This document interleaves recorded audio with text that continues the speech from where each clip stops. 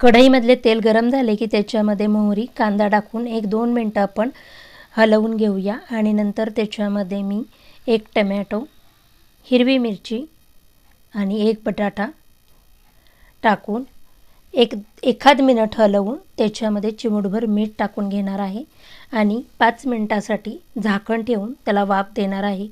5 मिनिटानंतर तुम्ही पाहू शकता छान असा आपला कांदा आणि बटाटा शिजला गेलेला आहे। आता आपण त्याच्यामध्ये हळद, लाल तिखट, पावभाजी मसाला टाकून एखाद मिनिट आपण परतून घेऊया आणि त्यामध्येच मी आता बारीक कट केलेली शिमला मिरची, चवीनुसार मीठ टाकून पुन्हा एखाद मिनिट हलवून त्याच्यामध्ये पाणी टाकून 15 मिनिटं मी ही भाजी शिजवून घेणार आहे। 15 मिनिटानंतर तुम्ही पाहू शकता आपली बटाटा शिमला तयार।